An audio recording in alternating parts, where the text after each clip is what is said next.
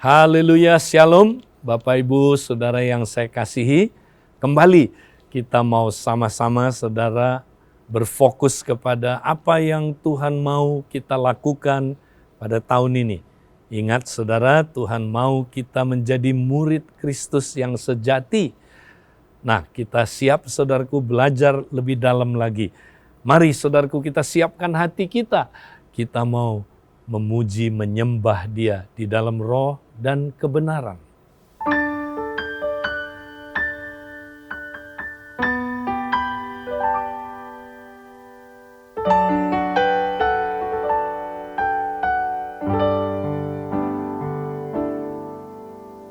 Tinggal dalam hadirat-Mu Bapa,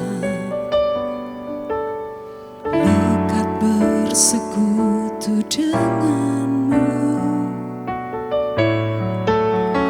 bersama-Mu di setiap waktu, mengagumi kebesaran-Mu.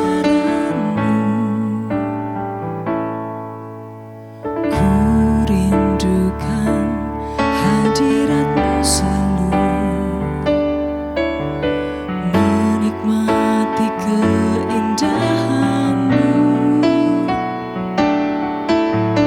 duduk diam mendengar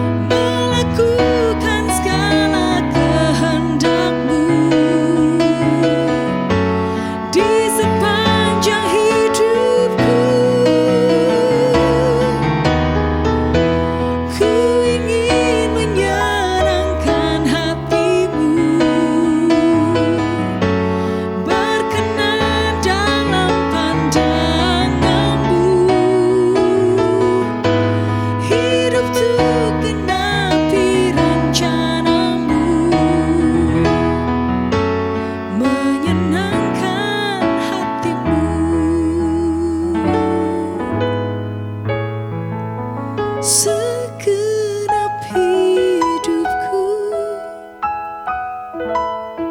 Semua yang ada padaku ku persembahkan bagimu. Hidupku milikmu, hidupku milikmu, hidupku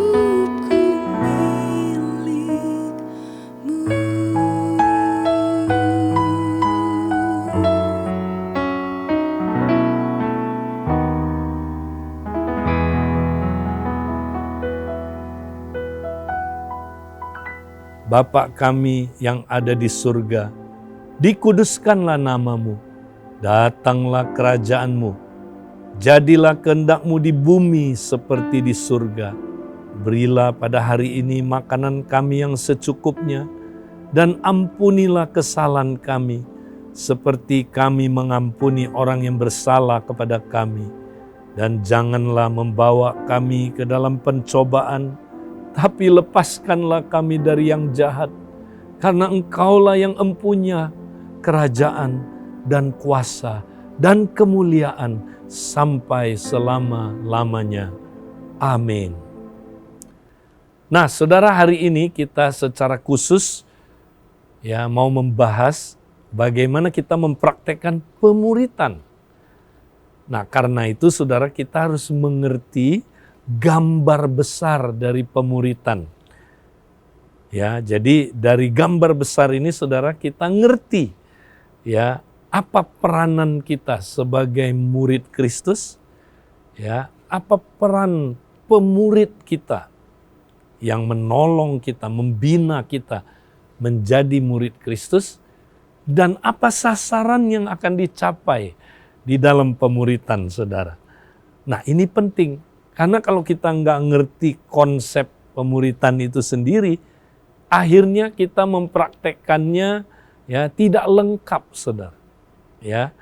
Tapi kita mesti lengkap mempraktekkannya, saudara. Baru kita bisa bertumbuh sesuai dengan saudara kehendak Tuhan, seperti yang Alkitab ajarkan, saudara.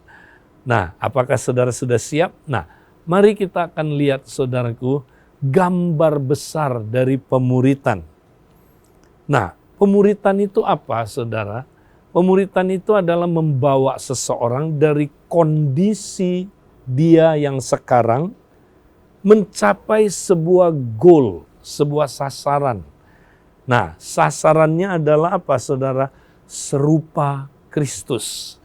Itu sasarannya. Nah, apa artinya serupa dengan Kristus, saudara? Oke, di dalam firman Tuhan dikatakan begini, saudara. Seorang murid tidak lebih dari gurunya.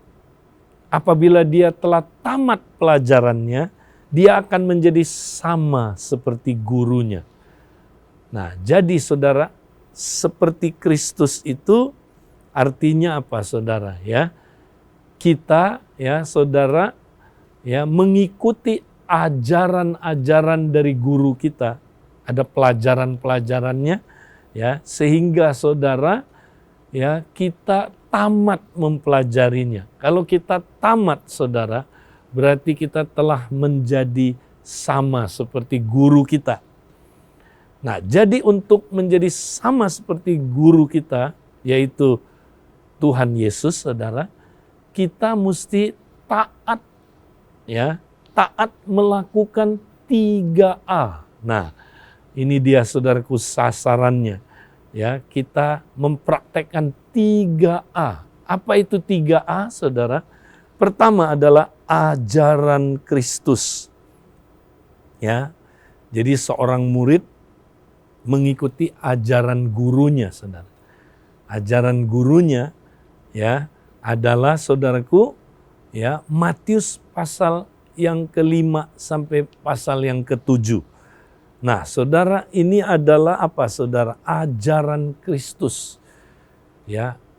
Ini adalah, saudara, intisari dari semua ajaran Kristus Intinya ada di dalam Matius 5-7 yang disebut khotbah di bukit. Ya. Kalau minuman saudara, ini sirupnya. Ya, sirupnya saudara, intisarinya ajaran Yesus saudara. Matius 5-6-7. Tentang apakah itu saudara? Nah, tentang transformasi hati lewat praktek disiplin-disiplin rohani saudara. Ya, sehingga manusia roh kita makin diubahkan, makin serupa Kristus, ditransform dari dalam. Ya. Nah, ini goalnya saudara. Kita mau punya manusia roh yang serupa dengan Kristus saudara. Ya, diubah dari dalam sampai kita manusia rohnya saudara, manusia batinianya serupa Kristus. Ya, itu saudaraku, ya, ajaran Kristus. A yang pertama. Nah, A yang kedua saudara adalah aktivitas pekerjaan Kristus. Artinya gini saudara, seorang murid dia sedang magang melakukan apa yang gurunya lakukan. Ya, kalau guru kita adalah master chef pasti masak saudaraku. Nah, berarti kalau kita pemagangnya master chef, kita magang untuk masak. Nggak mungkin kita magang untuk main bola saudara. Ya, nggak cocok. Ya, gurunya lakukan apa, muridnya belajar melakukan apa. Nah, sekarang apa aktivitas pekerjaan Kristus, saudara? Coba, apa aktivitas pekerjaan Kristus, saudara? Kristus lagi ngapain ya saat ini, saudara? Nah, kalau saudara baca ya Perjanjian Baru, saudara, ya khususnya surat-surat Paulus, saudara, Kristus itu sedang sibuk membangun rumahnya, saudara. Dia sedang apa, saudaraku? Membangun gerejanya. Dia bilang begini, aku akan membangun jemaatku, eklesiaku. Waktu itu dia bilangnya akan, ya, karena belum mulai. Baru mulai sejak hari Pentakosta sampai sekarang, saudara.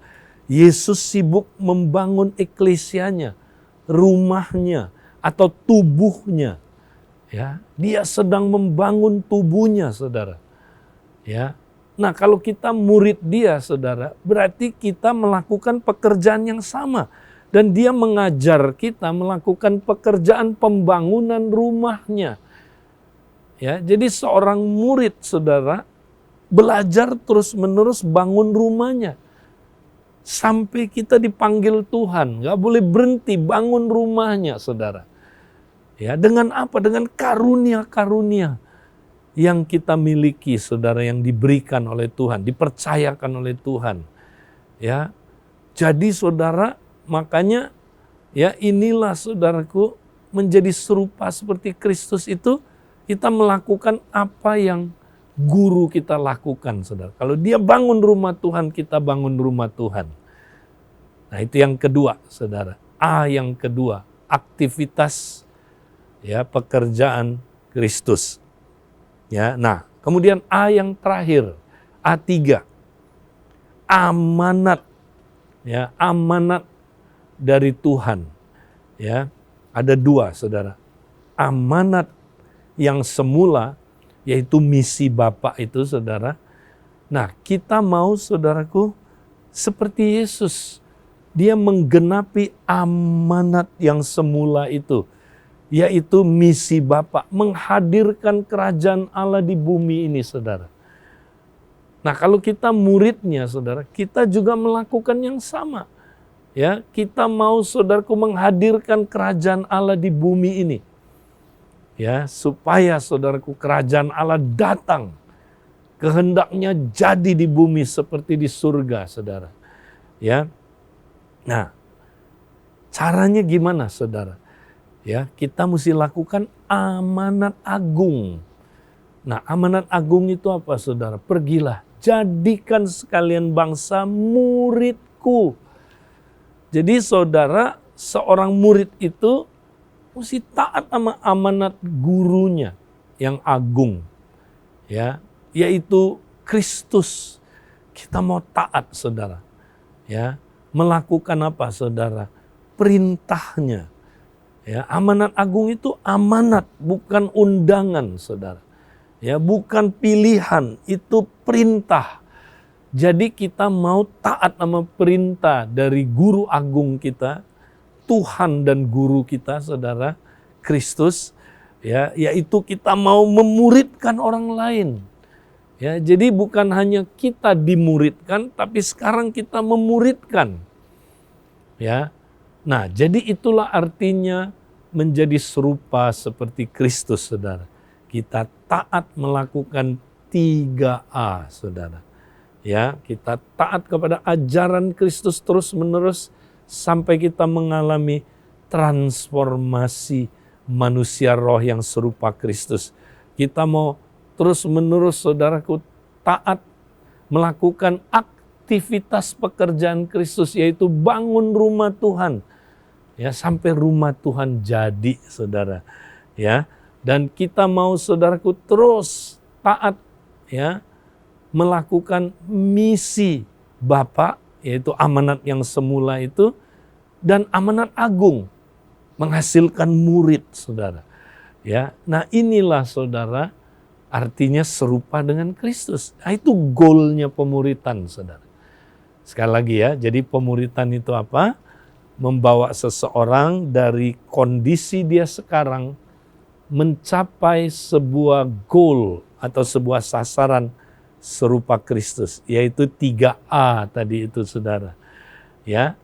Nah, untuk mencapai ini, saudara, goal ini, maka saudaraku ada bagian dari murid Kristus, ada bagian dari pemuridnya. Dia nggak bisa sendirian, saudara. Ya, tapi dia kalau punya pemurid, dia nggak melakukan bagian dia, juga tidak bisa, saudara. Nah, jadi kita lihat ada 2 peran di sini. Nah, kita mulai dengan peran dari si murid Kristus sendiri. Nah, apa yang dia mesti lakukan supaya dia mencapai goal 3A itu, saudara? Dia harus melakukan 3B. Nah, ini yang panjang lebar kita udah bahas. Ya, beberapa, mungkin udah lebih dari 2 bulan ya kita bahas ini, saudara. 3B, berjalan bersama Kristus setiap hari, belajar dari Kristus setiap hari, berubah semakin serupa dengan Kristus setiap hari. 3B, ya, itu bagian dari murid. Ya, jadi seorang murid Kristus tiap hari, ya, dia praktek 3B terus. Kalau dia nggak praktek 3B, dia nggak bisa capai 3A, saudara. Kenapa? Karena, saudara, ya, dia tidak jadi murid Kristus, dia nggak belajar dari Kristus tiap hari. Gimana dia bisa mencapai 3A itu? Ya, dia berjalan aja dengan Kristus tidak, bagaimana dia mau belajar? Ya, kalau dia berjalan belajar, ya, tidak berjalan tidak belajar, bagaimana dia mau berubah serupa dengan Kristus mencapai 3A itu?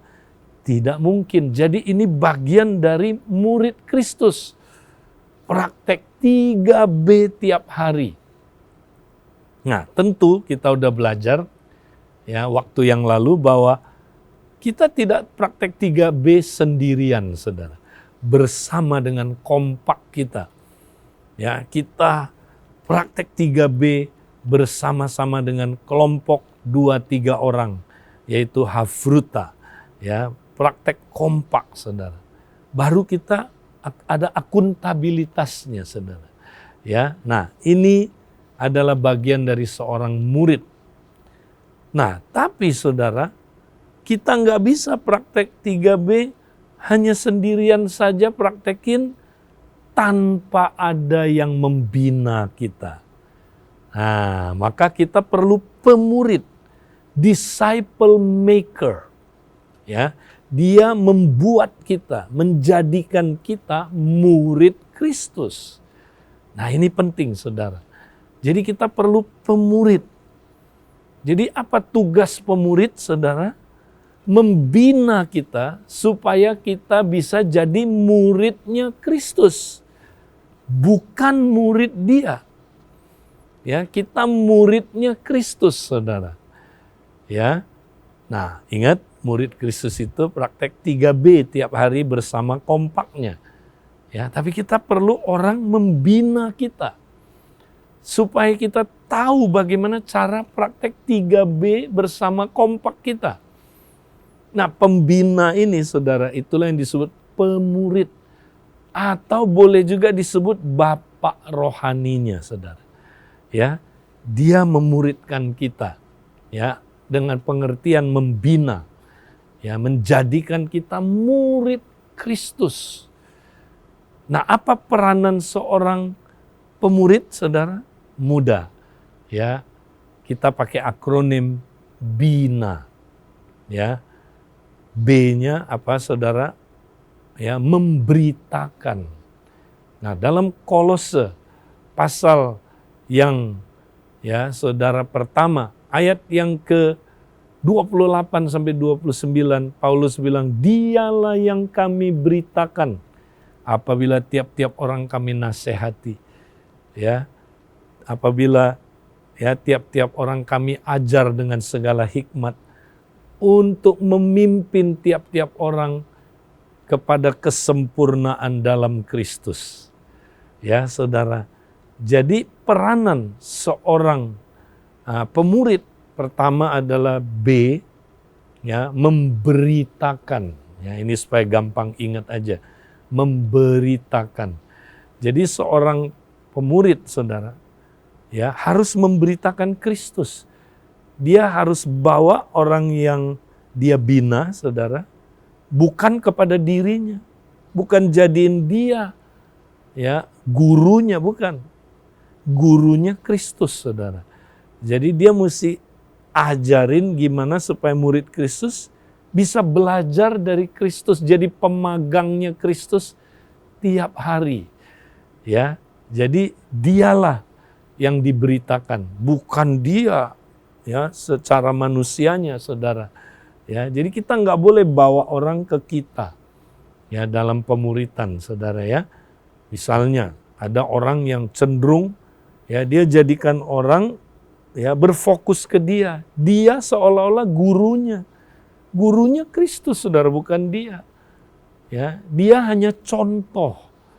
Dia sendiri mesti ikut Kristus ya sebagai guru. Jadi bukan bawa orang ke diri kita. Ya, nanti jadi kontrol, saudara ya. Ingat, kamu ikut saya. Ya, kamu mesti dengerin saya, kamu mesti taat sama saya. Ya, kamu harus berfokus ke saya. Ya, kalau kamu mau dengar suara Tuhan hanya melalui saya. Wah, itu nggak benar.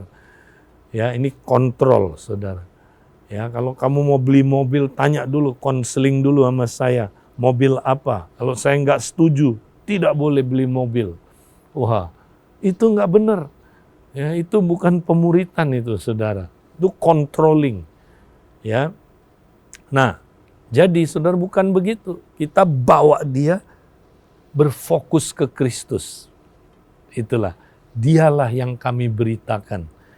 Nah, yang kedua, apabila tiap-tiap orang kami nasihati. Ya, jadi menasehati. Nah, peranan pemurid, saudara, bukan kasih nasihat satu arah, nggak boleh ini, nggak boleh itu, bukan. Ya, kata menasehati ini ya adalah sama seperti konsep konseling, saudara.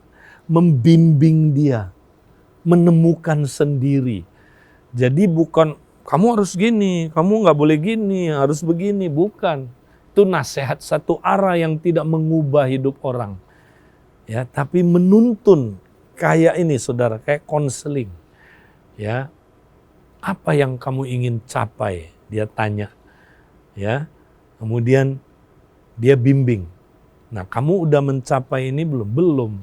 Apa penghalang-penghalangnya dalam mencapai goal ini? Biar dia nemuin sendiri. Ya. Lalu gimana kamu mengatasi penghalang-penghalang ini dan bisa mencapai goal yang kamu mau? Ya kan? Nah, kemudian ya, apa yang saya perlu bantu kamu supaya kamu bisa mencapai goal ini? Nah, itulah saudaraku konseling. Ya, itu kita tolong dia dengan bertanya, dia menemukan sendiri nanti, oh bagaimana dia mencapai goalnya, saudara. Ya, itu menasehati itu tuh artinya itu. Kemudian, ya, N-nya mengajar. Nah, mengajar di sini, saudara, ya, bukan sekedar mengajar teori-teori, bukan. Katanya mengajar dengan segala hikmat. Nah, hikmat itu apa, saudara? Hikmat itu bukan sekedar pengetahuan. Ya, saudara, ada 3 tingkat pengetahuan, saudara. Ya, pengetahuan otak aja. Tapi ada orang, saudara, punya pengertian, understanding. Ya, pengertian adalah kemampuan untuk menafsirkan kebenaran, saudara. Ya, dan bukan hanya itu, saudara, kita perlu mencapai tingkat hikmat. Hikmat adalah kemampuan untuk mengaplikasikan kebenaran itu, saudara. Pengetahuan adalah kemampuan untuk mengetahui kebenaran. Ya, tapi saudara, pengertian adalah kemampuan untuk menafsirkan kebenaran itu, saudara. Ya, tapi satu tingkat lagi yang lebih tinggi, ya, hikmat adalah kemampuan untuk mengaplikasikan kebenaran itu, saudara. Nah, jadi ketika kita mengajar, ya, dengan penuh pencerahan, saudara, dengan penuh hikmat, orang-orang itu, saudara, ya, yang kita bina akan, ya, saudaraku, melihat, ya, lewat hikmat itu, saudara, dia termotivasi untuk taat kepada firman itu, saudara. Ya, karena pemuritan adalah apa, saudara? Ajarlah mereka melakukan. Bukan sekedar ajar mereka tahu, tapi ajar mereka melakukan. Makanya kita harus mengajar dengan segala hikmat. Ya. Jadi ajar dia bagaimana 3B. Nah, ketika kita ajar 3B, saudara, kita sendiri, ya, udah praktek. Ya, kita ajar dia apa yang kita praktekin, yang kita alami. Belum sempurna, tapi itu memberikan apa, saudara? Pencerahan buat yang diajar itu. Saya juga mau taat. Saya juga mau praktek 3B tiap hari. Ya, jadi mereka semangat menjadi pelaku firman, saudara. Nah, itu dia. Nah, yang terakhir, saudara, I-nya itu adalah, ya, A-nya itu adalah mengarahkan, ya. Jadi seorang pemurid ngarahin murid Kristus untuk terus bertumbuh makin serupa Kristus. Ya. Dengan cara apa dia mengarahkannya? Dia memimpin mereka. Ya, bukan apa, saudara, bukan memanipulasi mereka. Ya, bukan apa, saudaraku, mendorong mereka, tapi memimpin. Ya, dengan apa, saudaraku? Dengan contoh hidupnya. Ya, dengan teladannya, saudara, dia mimpin orang ini supaya orang ini mempraktekkan 3B mencapai 3A. Nah, inilah, saudaraku, gambar besar, ya, dari pemuritan. Nah, saudara, ya, nanti kita sudah tersedia materi, ya, bagaimana kita bisa, saudara, menggunakan materi ini, ya, dan juga sekaligus menjadi petunjuk untuk pemuritan gambar besar ini, saudara. Nah, saya dorong saudara, baik pemurid maupun orang yang dimuridkan, saudara, kita bisa gunakan materi ini. Dan di situ, saudara, kita akan bisa praktek pemuritan menurut gambar besar ini. Saudara siap? Nah, kalau saudara siap, mari, saudara, kita semua tetap semangat, ya. Kita mau, saudaraku, dimuridkan. Dan kita juga akan memuridkan orang lain. Tuhan memberkati kita. Amin.